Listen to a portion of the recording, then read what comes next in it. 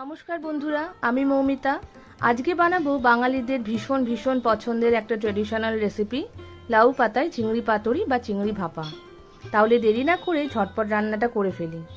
আমি এখানে 400 গ্রাম চিংড়ি মাছ নিয়ে ভালো করে ধুয়ে পরিষ্কার করে সামান্য নুন আর হলুদ দিয়ে ম্যারিনেট করে রেখে দিয়েছি 10 মিনিটের জন্য। এদিকে আমি 10-12টা লাউ পাতা নিয়ে নিয়েছি। ভালো ফ্রেশ লাউ পাতা সুন্দর করে ধুয়ে নিয়েছি। এরপর আমি মশলাটা বানিয়ে নেব। তার জন্য একটা মিক্সিং জারের মধ্যে আমি বড় চামচে 2 চামচ 1.5 চামচ মতো কালো সর্ষে, বড় চামচে 1.5 চামচ হলুদ সর্ষে, সঙ্গে দেব বড় চামচে 1.5 চামচ পোস্ত, 3টে কাঁচা লঙ্কা। আপনারা আপনাদের ঝালের স্বাদ অনুযায়ী কাঁচা লঙ্কা দেবেন। তারপরে বড় চামচে 2 চামচ টক দই আর বড় চামচের 1/2 চামচ নুন দিয়ে একটা স্মুথ পেস্ট বানিয়ে নেব। আপনারা যদি শিলনোড়ায় বাটেন তাহলে দইটা দেবেন না। একটা স্মুথ পেস্ট বানিয়ে নিয়েছি। এবার এই মিশ্রণটাকেই কিন্তু আমি ম্যারিনেট করা চিংড়ি মাছের মধ্যে দিয়ে দিচ্ছি। খুব বেশিক্ষণ সময় লাগে না, ঝটপট রান্না হয়ে যায়। পুরো মিশ্রণটা দিয়ে দেওয়ার পর আমি এর মধ্যে প্রায় বড় চামচের 4 চামচ মতো সর্ষের তেল দিয়ে দেব। পরে কিন্তু আমি আরও 2 চামচ সর্ষের তেল অ্যাড করেছি। এরপরে আমি দেব বড় চামচের 1/2 চামচ হলুদ গুঁড়ো। আমি এখানে আলাদা করে শুকনো লঙ্কার গুঁড়ো দিলাম না, কারণ আমি অলরেডি কাঁচা লঙ্কা বাটা দিয়েছি। খুব ভালো করে মেখে নিতে হবে। এবার লাউ পাতার মধ্যে আমি বাটাটা দেব, মাখাটা। তার জন্য 2টো লাউ পাতা এইভাবে বসিয়ে নিয়েছি। এরপর এই মিশ্রণ সমেত চিংড়ি মাছ 4 থেকে 5টা পরিমাণ মতো আর সঙ্গে আরও খানিকটা বাটা দিয়ে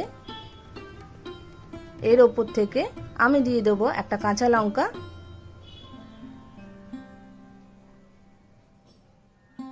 কাঁচা লঙ্কাটা দেওয়ার পর চারপাশ থেকে পাতাটাকে ভালো করে মুড়ে নিতে হবে। পাতাটা খুব নরম, তাই খুব সহজেই মুড়ে নেওয়া যাবে। আমি এখানে লাউ পাতা দিয়ে করছি, আপনারা চাইলে কুমড়ো পাতা দিয়েও করতে পারেন রেসিপিটা। এইভাবে চারপাশ ভালো করে মুড়ে নিয়ে সুতো দিয়ে ভালো করে বেঁধে দিতে হবে, যাতে বাঁধনটা মোড়াটা খুলে না যায়। চারপাশ থেকে ভালো করে ঘুরিয়ে ঘুরিয়ে সুতোটা দিয়ে বেঁধে নিতে হবে। বাঙালিদের কিন্তু এটা ভীষণ ভীষণ পছন্দের একটা রেসিপি। আমরা বেশিরভাগ বাঙালিরাই কিন্তু বাড়িতে এই রেসিপিটা খেয়েই থাকি। যারা নতুন রান্না করছেন তারা ঠিক এই পদ্ধতিতেই করবেন, একদম পারফেক্ট হয়।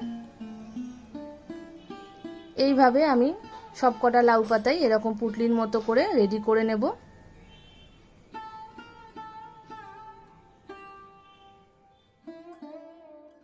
একইভাবে 2টো লাউ পাতা বসিয়ে তার মধ্যে খানিকটা চিংড়ি মাছ সমেত বাটাটা দিয়ে চারপাশ ভালো করে মুড়ে সুতো দিয়ে বেঁধে নিচ্ছি।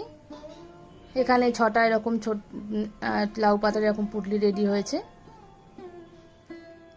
এরপর কড়াইতে সামান্য জল দিয়ে তার মধ্যে একটা স্ট্যান্ড দিয়ে দিলাম। তার উপরে এরকম ঝাঁঝরিওয়ালা বড় বাটি বসিয়ে দিয়েছি। এরপরে এর ওপরে 4টে লাউ পাতার এই পুটলি দিয়ে দিচ্ছি।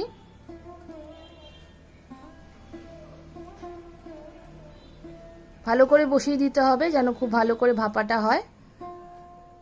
ওপর থেকে ঢাকা দিয়ে 20 মিনিটের মতো আমি ঢাকা দিয়ে দিলাম। 20 মিনিট পরে দেখুন একদম রেডি হয়ে গেছে লাউ পাতায় চিংড়ি মাছের পাতুরি বা চিংড়ি ভাপা।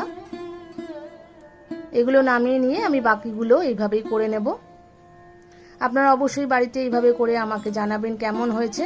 এবার চলুন আপনাদের দেখাই লাউ পাতায় চিংড়ি পাতুরি কেমন হয়েছে। দারুণ সুন্দর দেখতে লাগছে, অসাধারণ গন্ধও বেরিয়েছে, খেতেও কিন্তু দুর্দান্ত হয়েছিল।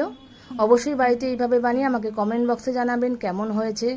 আমার রান্না যদি আপনাদের ভালো লাগে তাহলে অবশ্যই আমার চ্যানেলটাকে লাইক, শেয়ার এবং সাবস্ক্রাইব করবেন। বেল আইকন ক্লিক করতে একদম ভুলবেন না। আজকের মতো